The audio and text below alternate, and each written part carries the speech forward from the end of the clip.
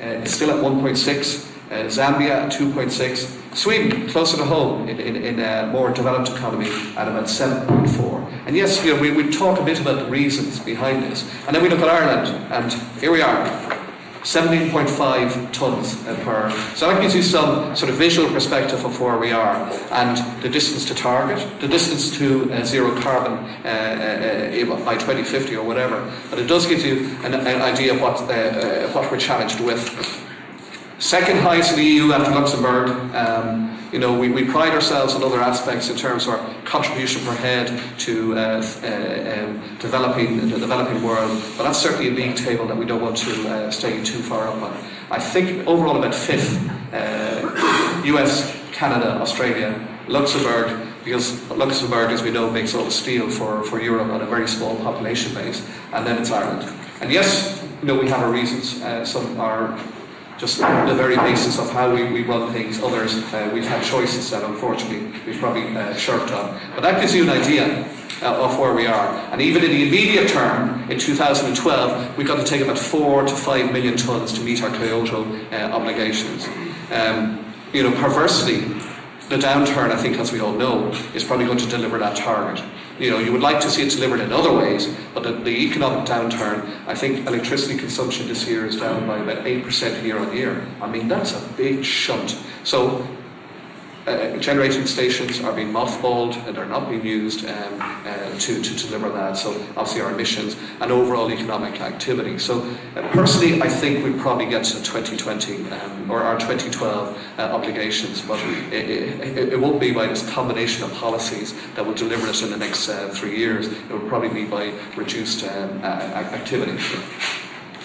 So if we just look at from 1990, we see this we see this rise, and this is effectively reported at international and UN level. It's been reported at regional level for our EU obligations, etc. It's a combination of both what they call the traded and untraded sector. So about 40% of our emissions at the moment are in the EU emissions trading system. So that's the heavy polluters of power gen, of fossil fuel power generation, and cement manufacturing, very large food processing companies. So that's about 40% of the emissions, but the other 60% is you and I and how we do our business today, and how we light, how we travel, and the agricultural industry as well. So it's probably, I've mentioned the different sectors, it's probably better shown if we look at this. And I think it's important to understand where we got to. There's going to be a lot of speakers here today who will talk about where we're going to get to in 2050 and shorter term targets. But if we look at, and I think there's a small narrative which I will go into to everyone. As we know, waste, our love affair with landfill still continues to this day, and we know that the organic refuse decomposes and emits methane and CO2, and that gives us it's probably static on that, because obviously the higher recycling rates have kicked in in that. But it is a story there. That will be solved by EU legislation. From next year, I think it's 50% of all landfill landfill can only be 50% of waste, and that continues to go to 75% and ultimately zero. So we know the options. We know the options are waste to energy or incineration. We know the options are recycling. But the option that we can't just rely on is reliance on landfill. So I think there's a policy enabler, and again, if we don't hit that, I think the fines for 2010 are roughly about 300,000 euros a day. So we need sticks like that, and I think not sort of siding up to any. Ideally, yes, it is reducing waste. Ideally, it is recycling, but there's always going to be that portion that we're going to have to end our love affair with landfill. And when we look back to that, we forget how responsive we can be. If you remember back in Galway, I think it was about 2004, they ran out of landfill. They ran out of landfill, and literally in the space of months, there was a sea change in terms of domestic and industrial commercial users in terms of how they treat it, and it almost needs a gun to our head to respond to that. So, obviously it's a slow decay process, so waste will be part of it.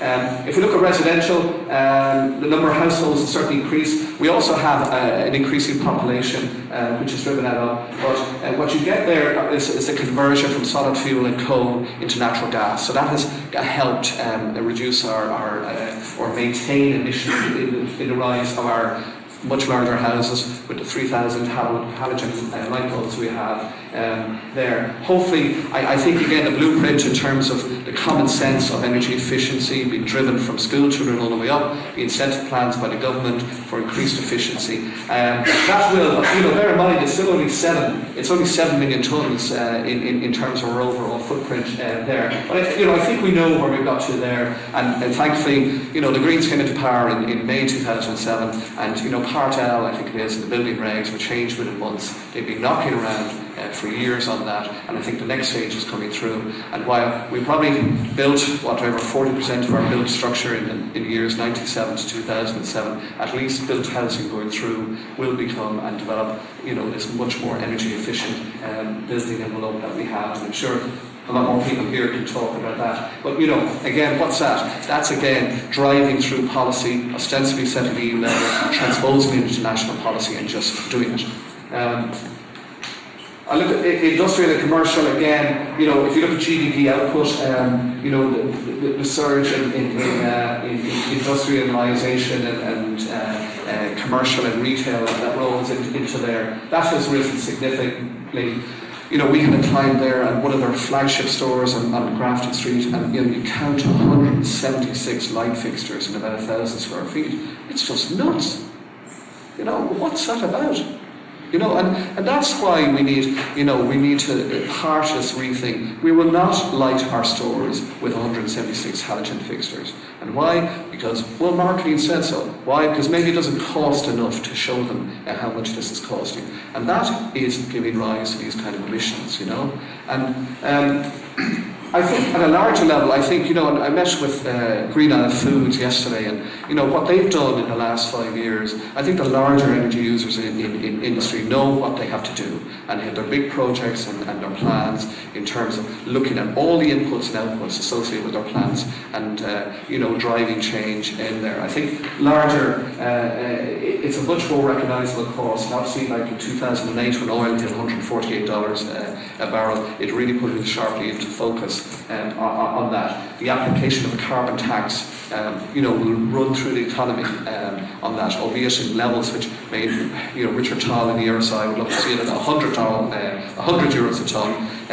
Initially started off at 20, but it's going to set us on this ineluctable path, the carbon tax, irrespective of what happens at a commodity level. Carbon tax will continue to grow and become part and help us curb behaviours, providing companies, and I met yesterday, with much more demonstrable payback periods in their projects. Agriculture is an area I kind of got more interested in. I'm kind of much more sympathetic. I mean, if you see a lot of climate change presentation, it's cows or cars is how they view it. But here's an industry where about 90% of the output of the dairy and beef and other sectors is exported on that. So you run into this whole idea of carbon leakage. And for people, maybe carbon leakage is this idea that if we don't do it here, it'll be done somewhere else. And Irish agriculture has a narrative to tell which is not getting out there. And that narrative is a lot of our animal-based production is grass-fed.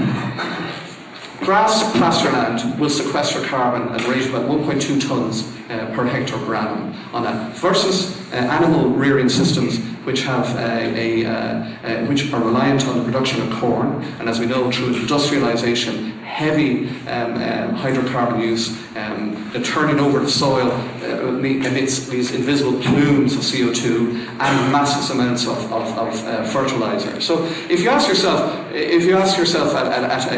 what type of beef would you like to eat, there's also, the other scenario then is, do you want us not producing beef and beef being produced in Brazil, where rainforest clearance has to be undertaken to do that? So it's not as simple as it looks. And I think there is a linkage story to be told, and I don't think it's fully out there,